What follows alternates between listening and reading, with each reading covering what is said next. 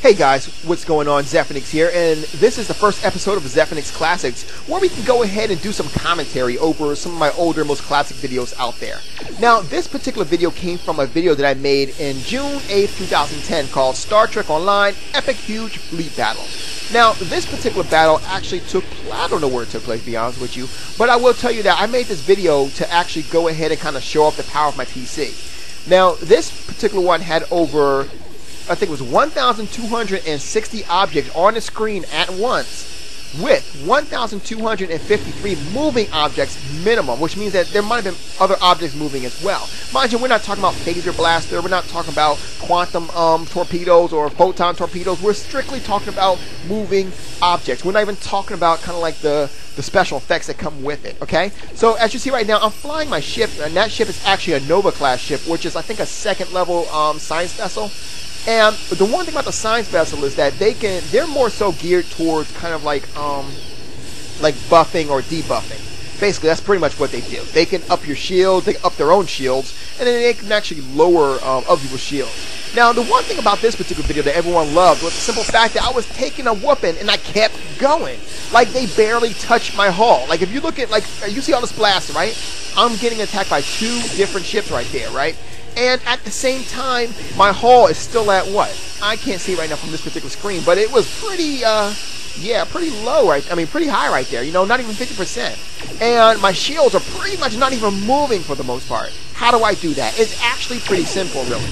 What I did was this. The game actually allows you to delegate your power to the main particular, the main parts of your ship. In this particular case, it would be weapons, engine, and shields. Now, of course, shields and weapons are self-explanatory rather, but the engine part is pretty much how fast you go. So this is what I would do.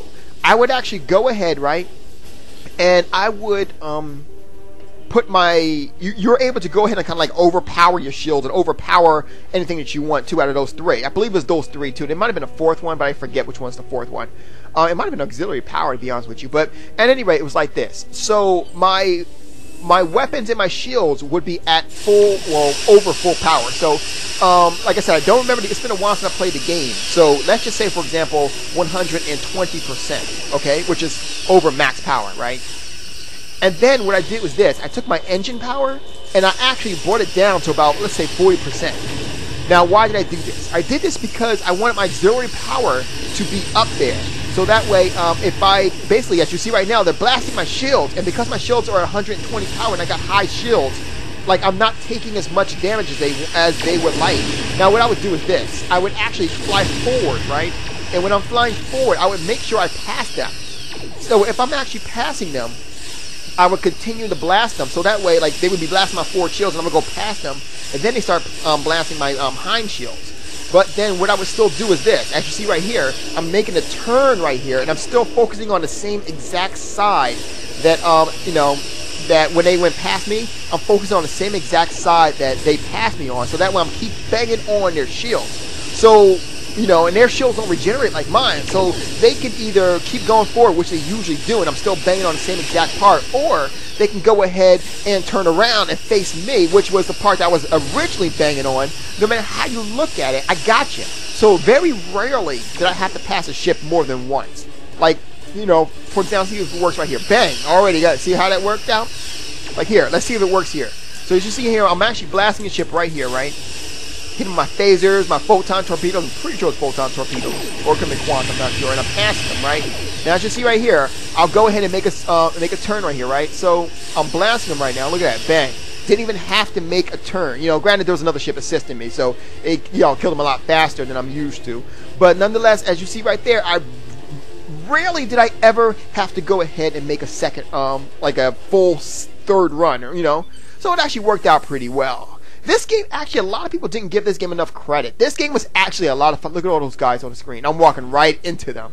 And I'm actually going to help this guy. Could you see right there, this guy in the USS Devastator, it looks like? Looks like he's about to get hurt. Bang, too late. He died. And right when all of a sudden, I was actually going pretty fast here, and it slowed me down because of the fact that I was starting to get blasted by these other ships. So as you see, I got like 3 ships on me, and my shields are still holding up, you know? Look at that. Bang, 4 ships on me now, and my shields are just holding up.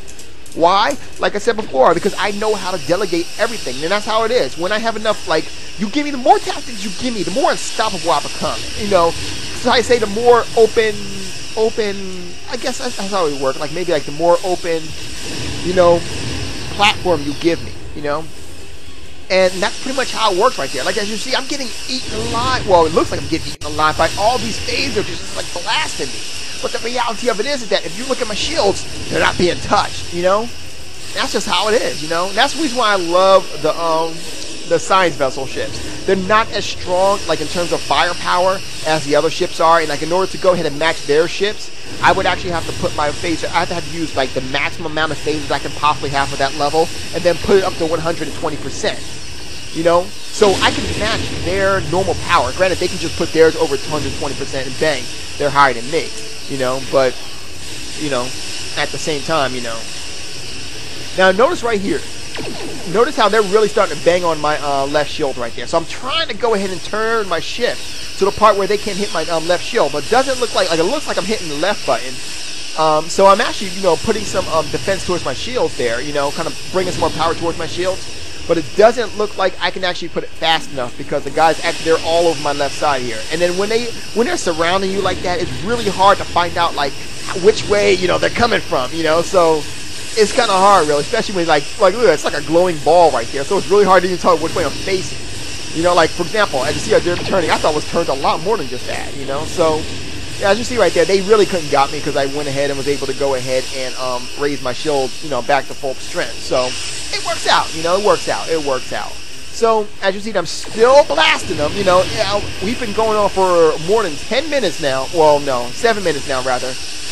This whole video actually took a lot longer than what you actually see here. I actually went ahead and I think I went ahead and what was it? I think I kind of stopped the video because I realized it was going too far. But as you see, I'm still surviving. But this game, Star Trek Online, this will become free to play very soon. I believe sometime this year.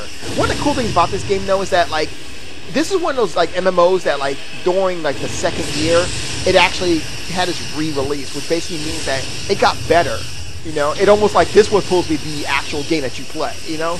And a lot of people did not give it a lot of credit. I mean, and I'll do a video on this a little bit later, really touch on what I'm about to tell you right now. But in some cases, this is actually better than Star Wars The Old Republic. I know people are like, what the hell? Let me hear me out for a second. The one thing about Star Wars is basically like even though they're both kind of space-themed shows, Star Trek was more so geared towards outer space, and then Star Wars was more so geared like on the ground, you know, on different planets, if you will. While Star Trek did have its, you know, on the planet kind of thing, it wasn't as much as Star Wars was, you know. So the thing is that like Star Wars kind of did exactly what Star Trek was trying. I mean, Star Trek was doing exactly the same thing as Star Wars was trying to do, but without the voice acting, you know? Like, in the end, you really cared about your actual comrades. Like, when you got your people on your ship and everything, like your friends, if you will, or your officers and everything, you really cared about them, you know? You know, I really cared about my science officer, you know, the black girl with the short hair and the big badonka-donk, you know? Always love that big badonka-donk, you know? But at the same time, you know, I like the fact that, you know, I always put her in my party. Okay, girl, you come my party. You know, you guy know you know, come here. I was not about to let them die. You know, and the whole thing. You know. Now, as you see here, they're really starting to, you know, me. I have about 6 or 7 ships on me, so I'm trying to hold on my shield, but they're blasting the hell out of me, and then eventually they get me. So it actually ended up being a good video. I did enjoy this video a lot, and I hope you guys did too. You know, this video actually continues to get a lot of views. It really does. I would say every 3 days, someone comments on the video again. So it's kind of surprising, really. So, and as you see there, I healed my ship up, and I'm going right back into the fray again. You know, and that's how I do, you know. Like I said, it's my Nova-class ship. I hope I actually still have the same ship when I get back into the game. Once it becomes free to play, which should be pretty soon, I hope I have the same Nova-class ship. You know, it'll take me a minute. I might even have to delete the ship to actually go back in the game to kind of relearn the game, which probably will have to happen. Because I really don't remember how the game even goes. But, you know, at any rate, as you see there, the graphics were really good. You know, and this is a game that came out in 2010. I think summer 2010. And as you see, the graphics are really beautiful. It's not even a bad-looking game at all. In fact, this was considered one of the best-looking games of 2010. You know? Anyway, that's pretty much it for now. You guys have a good night. Zephyrnix is out.